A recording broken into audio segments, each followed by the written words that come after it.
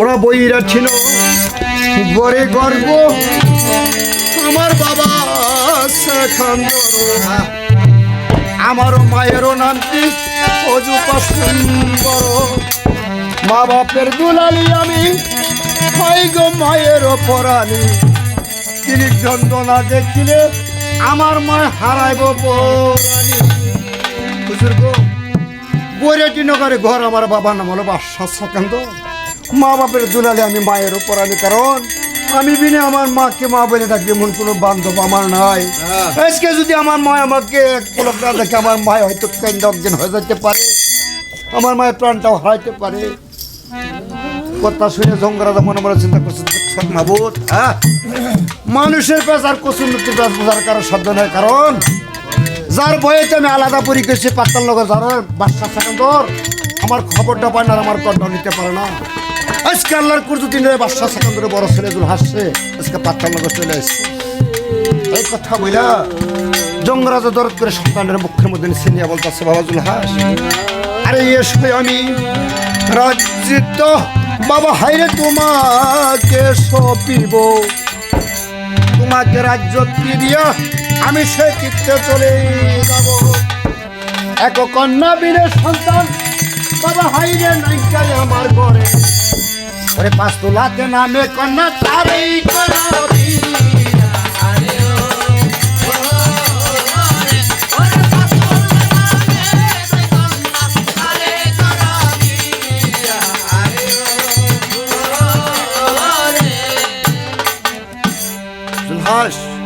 মনে মনে চিন্তা করতেছে মাহবুদ এই দেশে তো আমার আপন বলতে আর কেউ নাই কারণ আর উনি হলো এই দেশের বাদশা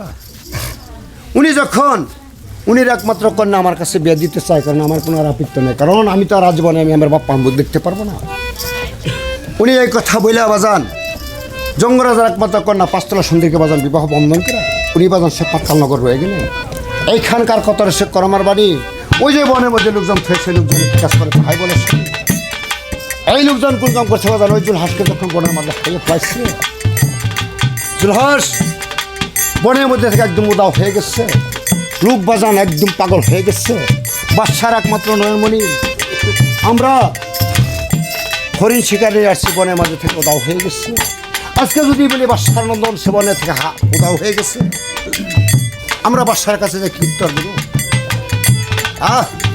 আমরা বাদশার কাছে যে কি উত্তরটা দেবো লোকজন একদম পাগল হয়ে গেছে বাজান পাগল হয়ে বন্ধ বাজান তন্ন করে খুঁজতে যা দেখে বাজান বনের মধ্যে গর্ত ওই গর্তের সামনে জুলহাসের জুড়ি জামাগুড়া পড়ে গেছে এবং জুলহাসের হাতেরটা পড়ে গেছে লোকজন বলতে সোমিয়া ভাই মনে হয় আমার মেয়ে ভাইকে সে জঙ্গলা বাঘে খেয়ে ফেলেছে কারণ এই যে বাঘের গর্ত দেখা যায় বাঘের গর্তের সামনে মেয়ে ভাই জুড়ি জামাগুলো পরে গেছে এবং আমার মনে হয় আমার মেয়ে ভাইকে সে জঙ্গলার বাঘে খেয়ে ফেলাইছে আপাতত আমরা খবরটা তার বাপ মার কাছে পৌঁছাই কারণ বিদেশে পাখি যদি বাজান কারো ছেলে সন্তান মারা যায় দেশের লোককে জানার আগে জানে কেরা বাজান করবো জানি মা আবার ওই কথা শুনে বাপ মায়ের 2 জন মুসলিমুল্লাহ খাওয়ায় আচ্ছা চলো আমরা খবরটা আপাতত তার বাপ মার কাছে পৌঁছাই যাতে তার বাপ মার আত্মা একটু শান্তি পায় এই কথা যখন বললেন লোকজন বাজান আস্তে আস্তে বাজান ওরা হয়ে গেলেন ধীরে ধীরে লোকজন বাজান কইরাছে ওই বাদশার দরবারে যে কেবল দিচ্ছে তোরা সব অনকালে বাদশাহ সেকেন্দর বাজান দৃষ্ট করে চাই খালি গুড়া দেখে বাদশাহ সেকেন্দর বলছে হায় হায় বাদশাহ সেকেন্দর বলতেছে লোকজন তোমরা সবাই সবার মারফত সবাই ফেরত আসছো আমার একমাত্র নয়নমণি বাবা জুলহাসকে নিয়ে গেছ আমার বাবা জুলহাসকে তোমরা কোথায় রেখে আসছো লোকজন কোনো জবাব দিতেছে না বাদশাহ সেকেন্দর বলতেছে লোকজন তোমরা কোনো জবাব দিতেছো না কারণটা কি লোকজন বলতেছে হুজুর দেবী মাফ করবেন কারণ আমরা ওই বনের মাঝে যখন হরিণ শিকারে চলে যাই একটা হরিণ আমাদের নজরে পড়লো মিয়া ভাই গুলি করে ভাবার জন্য হরিণটা বললো ওই হরিণটা আমরা তাজা ধরে বাপ মাইকে উপহার দেবো দেখে আমার বাপ মাইকে খুঁজব আমরা কেউ হরিণটাকে গুলি করি নাই হাতে হাতে কাকই যারা যখন চাই আসি হরিণটা দ্রব্য বাপ করি এমন সময় মিয়া ভাই হরিণ ধরবার জন্য যখন হতে দেয় ওই হরিণটা লম্পট দিয়ে মেয়ে ভাইয়ের উপর দিয়ে চলে যায় আর মেয়ে ভাইয়ের সঙ্গে সঙ্গে হরিণের পৃষ্ঠে গোড়াটা ছড়া যায় আমরা মেয়ে ভাইয়ের সমানে কেউ যাইতে পারি না আমরা ওই বনের মাঝে মেয়ে ভাইকে হারিয়ে ফেলাইছি। পাগলের মতো খুঁজতে খুঁজতে যে দেখি ওই বনের মধ্যে একটা গর্ত, ওই গর্তের সামনে মেয়ে ভাইয়ের ঝুড়ি জমাগুলো পড়ে রয়েছে। আমার মনে হয় আমার মেয়ে ভাইকে সে জঙ্গলার বাগে খেয়ে ফেলাইছে। আরে এই কথা যখন বাসায় মেয়ে ভাই গোপনীতে শুনিল, পুত্র পুত্র বলে বাসায় জমিনে পড়ল। দাস দাসী সবাই কান্দে, মেয়ে ভাই গো করে হায় হায়। জনম দুঃখী মায়ে কান্দে, ওই দিন লুকিয়া দুলায়। রাজ্যের মধ্যে বাজার একটা কোলাহল লাগিয়া গেল। বাদশার একমাত্র নয়নমণি বনে দেখে একদম উদাও হয়ে গেছে। রাজ্যের মধ্যে বিরাট একটা গোলযোগ সৃষ্টি হয়ে গেল। এমন সময় বাজান একটা জ্যোতিষ ঠাকুর এসে বাজান গণনা বাসনা করতেছে। গণনা বাসনা করতে করতে যায় দেখে ওই জন্য 800 জন মারা যায় না। সে পাত্তার নগর জঙ্গলের একমাত্র কন্যা পাঁচতলা সুন্দরীকে বিবাহ বন্ধন করে বাজান নিয়েছে। বাপ মার সব বিলাইছে। মার মনে বাজানে একটু পিৎকাষ্ট, কোনোদিনের দিন যদি মাবত আমার সন্তানকে বাঁচিয়ে রাখে, কোনোদিনের দিন আমার সন্তান আমার বুক কাশবে। ওই দিন ওজপা সুন্দরী দাসীকে ডেকে বলতেছে, দাসী দাসী রে, একবার তুই বাদশাকে আমার অন্দরে আসতে দে। এই কথা যখন বলেন দাসী বাজান দৌড়ে সে বাদশার দরবারে যাবে শুরু করছে। ধীরে ধীরে দাসী বাজান কইরাছে কেমন ওই বাদশার দরবার যে কেবল দিচ্ছে করে আনকালে বাদশা সেখান দৃষ্টি করে চাই ওই দাসীকে সামনে খাড়া কেবল দেখিবারে পায়। দাসী বলতে হুজুর, আমি বলিলাম কালাম, আপনার চরণ রাখিম হাজার হাজার সালাম। রানীমায় তলব করছে, আপনাকে সান্দরে যাইতে হবে। বাদশায় মনে মনে চিন্তা করতেছে, আজ কতদিন কত হলো আমার রানী তো আমাকে কোনোদিন আন্দরে যেতে বলে না। আজকে কোন কারণে আমার রানী সে আন্দরে যেতে বললো? আচ্ছা দাসী চলো যাই দেখি, আন্দরে যাই দেখি কোন কারণে আমার রানী সে আমাকে আন্দরে যেতে বললো। এই কথা যখন বললেন বাদশা সেকান্দর ওই আন্দর মহলে যাইতেছে। ধীরে ধীরে বাদশা সেকান্দর প্রদান করেছে কেমন ওই আন্দর মহলে যা কেবল দিচ্ছে দর্শন।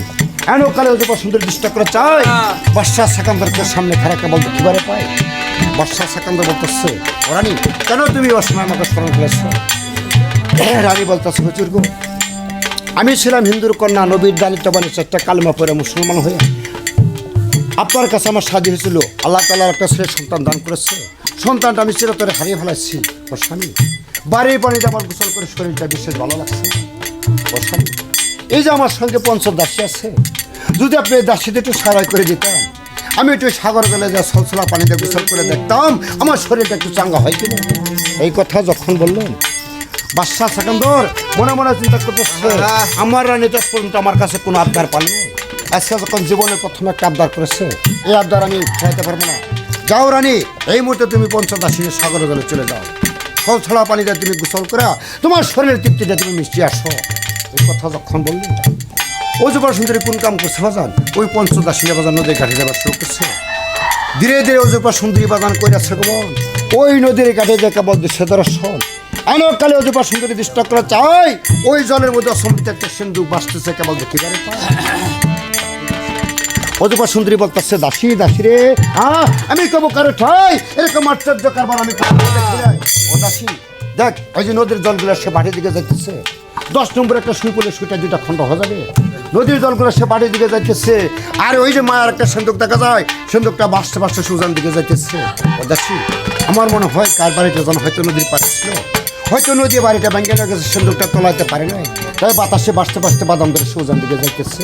ও দাসী সিন্ধুকটা ধরে আমাকে দিয়ে দেখি সিন্ধুকের ভিতর কি মালামাল আছে। যদি কোনো দিনের দিন সিন্ধুকের মালিক পায়, যার মাল তাকে আমি রিটার্ন দিব, অর্থাৎ বাজান ফেরত দেবো। এই কথা বলার সঙ্গে সঙ্গে বাজান পঞ্চদাসীর মধ্যে একটা দাসী খুব হৃষ্টপুষ্ট ছিলেন। ওই দাসী কোন কাম করছে বাজান, 10 হাত কাপড়টা বাজান এরকম কোমরে বন্ধন করে সাঁতার জলে যখন সাঁতার দিচ্ছে, ওই সিন্ধুকটা বাঁচতে বাঁচতে বাবু সমুদ্র সাগরে চলে গেছে। ওজপা সুন্দরী দৃষ্টি করে চাই ওই দাসী যে জলের মধ্যে হাবুডুবু খাবার শুরু করছে কেবল দেখিবারে পায়। ওজপা সুন্দরী টানে আরো 4টা দাসী দাঁড়ানো। ওজপা বলতেছে, এই দাসী তোরা কিসের তামসা দেখছ? ওকে ধরে শিখে টানোটা হয়তো 10 হাত কাপড় বেরিয়ে মারাও যেতে পারে। কথা শুনে বাজান ওই দাসীটাই না বাজান ওই দাসীকে টানি উঠেছে। ওজপা সুন্দরী বলতেছে, ও দাসী তোরা একটু দাঁড়া, আমি একটু চেষ্টা করে দেখি, কারণ স্কুল জীবনে আমার কিছু কিছু সাঁতার কাটার অভ্যাস ছিল, দেখি চেষ্টা করে আমি সিন্ধুকটা দেখতে পারি কিনা। এই কথা বলে ওজপা সুন্দরী বাজান কোন কাম করছে বাজান আস্তে আস্তে বাজান সে নদীর ঘাটে চলে গেছে। নদীর ঘাটে ওইখানে যায় বাজান পাক উজু করছে বাজান। পাক উজু করে বাজান ওইখানে 2 রাকাত নামাজ আদায় করছে। 2 রাকাত নামাজ আদায় করে বাজান ভিজা কাপড়টা গলায় মুসান করে আল্লাহর কাছে প্রার্থনা করতেছে, হে মাবুদ পাক পরওয়ারদিগার, ওই যে মায়ের একটা সিন্দুক দেখা যায়, যদি সিন্দুকটা আমার কাছে ধরা দিত তাহলে মনে হয় আমার জীবনটা ধন্য হয়ে যেত। এই কথা যখন বলছে বাজান, সত্যের যুগ ছিলেন, আল্লাহ সঙ্গে সঙ্গে বাজান আল্লাহর দরবারে বাজান পাথরটা কবুল হয়ে গেছে। আর ওজুবা সুন্দর নিশিকে বাক্য আছে, ওরে একে একে পঞ্চদাসী মিয়াবাই গো ফিরিয়া আসিল, অজুপা সুন্দরী তবে পিছনে চলিল, ওরে জলেতে নামিয়া সতী মিয়াবাই গো হাত বাড়াইতে আসিল, মায়ারও সিন্দুক ওই অজু করো হাতে। বাজান গো বিসমিল্লাহ বলে যখন হাতটা বাড়াচ্ছে ওই সিন্দুকটা বসতে বসতে হয়েছে বাজান অজুপা সুন্দরী কাছে সিন্দুকটা ধরা দিচ্ছে। অজুপা সুন্দরী বাজান সিন্দুকটা যখন ধরা দিচ্ছে বাজান বান্দি দাসী নিয়ে ওই সিন্দুকটা ধরে বাজান টান উঠাচ্ছে। টানি উঠে লক্ষ্য করে দেখে সিন্দুকের পাশে বাজান একটা চাবি ঝুলানো। অজুপা সুন্দরী বলতেছে, এই দাসী, এই যে সিন্দুকের পাশে একটা চাবি ঝুলানো, এই চাবিটা নিয়ে তালার মধ্যে দিয়ে বিসমিল্লাহ বলে মুসাফির দেখি সিন্দুকের ডালাটা ফাঁসে কিনা। এই কথা যখন বলছে বাজান ওই দাসী কোন কাম করছে বাজান, চাবিটা নিয়ে বাজান তালার মধ্যে দিয়ে যখন বিসমিল্লাহ বলে মুসাফির দিতে বাজান সিন্দুকের ডালাটা বাজান খসে গেছে। এনেও কালে অজুপা সুন্দরী বাজান দুষ্ট করে চাই ওই সিন্দুকের ভিতর 6 মাসের শিশু একটা বাচ্চা কেবল দেখতে পারে বাজান গো। হাতে সোনার একটা ললা চুচু করে খাবার শুরু করছে এবং মায়ের বিনে চোখ দিয়ে বাজান সে মায়ের মুখের দিকে চেয়েছে বাজান।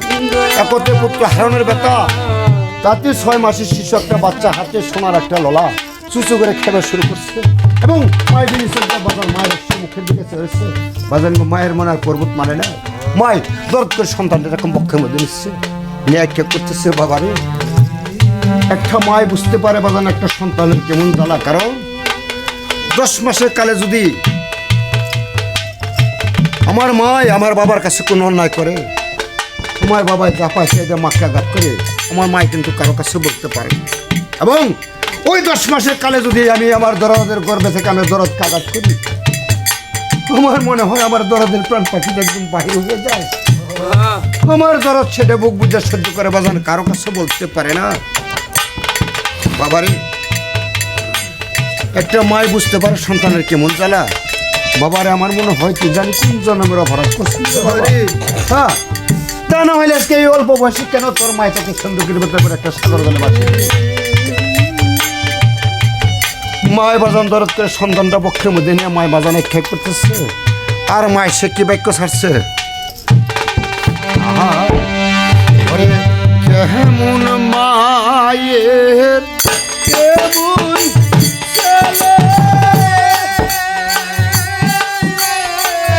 হিমালয়া বিদায় দিয়াছে গো।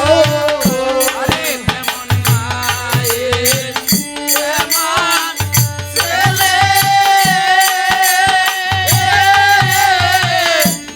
হিমালয়া বিদায় দিয়াছে গো। বাঁচতে বাঁচতে আর কাছে গো, নয়নের জল ফেলতাছে। আরে সেদে আসতে আসতে আসতে গো। আরে নয়নে কাছে যাচ্ছে গো। কারে জানা একবার হারানা ওরে আমার কাঁদতে কাঁদতে আসতে গো। কারে জানা গায়ে দেখি রামা বলি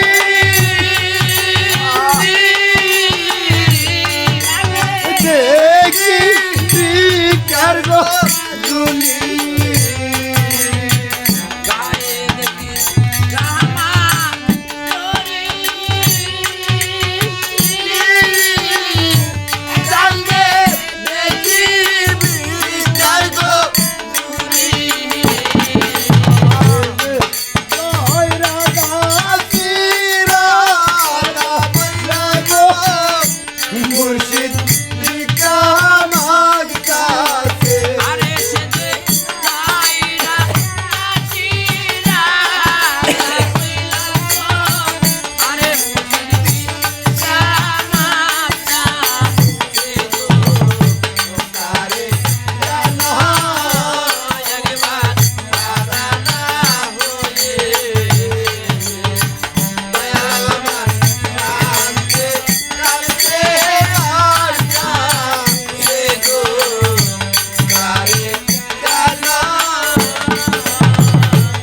হাতে নোটা মাথায় জটা কপালে 3 লক্ষের গোটা আরে হাতে জোটা মাথায় জটা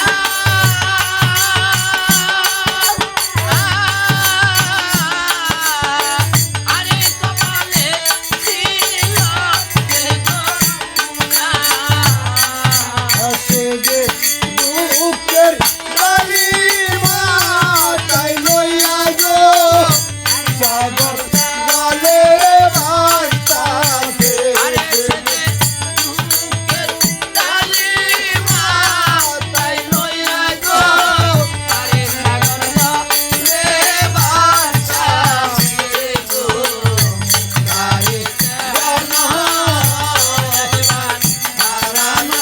হয়ে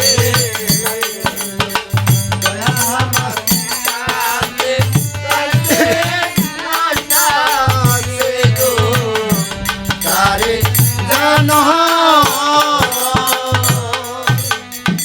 বাজান গো মায় সন্তানটা বাজার বক্ষের মধ্যে নিয়ে বলতেছে দাসী দাসী আজকাল আমার গোসল করা হবে না এখন চল আমরা সে আপন গৃহে ফিরে যাই মায় বাজান সন্তানটা নিয়ে বাজান আস্তে আস্তে বাজান রওনা হয়ে গেছে ধীরে ধীরে ওই যে সুন্দরী বাজান কইরা আছে গো আপন মন্দিরে যা কেবল দিচ্ছে তোরা শোন যা বলতেছে দাসী দাসী রে, আমার খবরটা তুই একবার বাদশাকে জানা কথা শুনে দাসী দৌড়িয়া বাজান সে বাদশার দরবারে চলে গেছে যে বলতেছে হুজুর আমি পড়িলাম কালাম আপনার চরণ রাখি আমি হাজার হাজার সালাম রানীমায় তলব করছে আপনাকে আন্দোলন যাইতে হবে বাদশাহ বলতেছে কারণ কি আমার রানী কেবল গেল নদীর ঘাটে গোসল করার জন্য হ্যাঁ আবার এখন এসে বলতেছে আমাকে শান্ত যেতে বলে কারণটা কি আচ্ছা দাসী চলো যাই দেখি কোন কারণে আমার রানী সে আন্দোলন যেতে বললো কথা শুনে বাজান বাদশাহ সেকান্দর সুসরণ হয়ে গেছে ধীরে ধীরে বাদশাহ সেকান্দর বাজান করে আসছে অন্তর্মহলে যাকে বলছে তোরা শোন আনোকালে বাদশাহ সেকান্দর দৃষ্ট করে চাই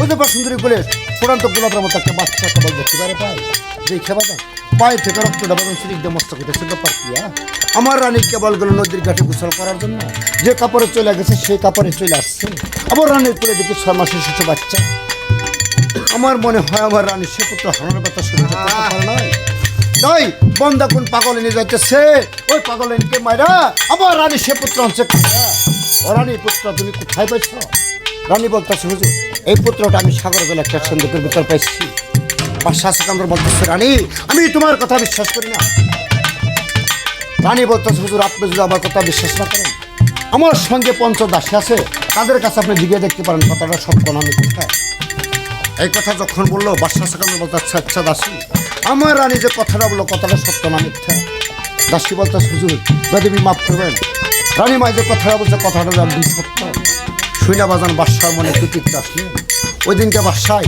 ওই সন্তান বাজান বক্ষের মধ্যে নিয়ে উনি বাজান একটু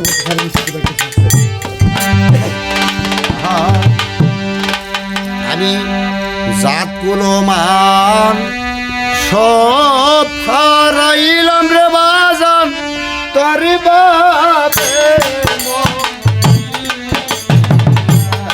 আমার জাতগুলো মান সব হারাইলাম রে দয়াল তোর বাপে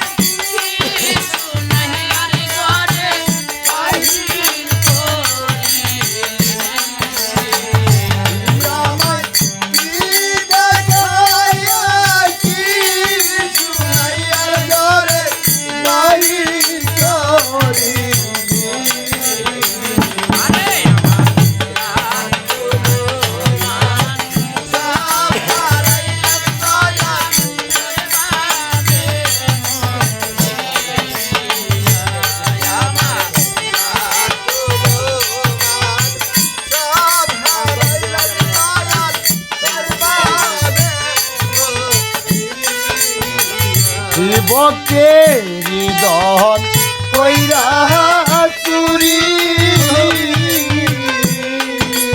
বাজান আমায় করলি দাসন রে তোরি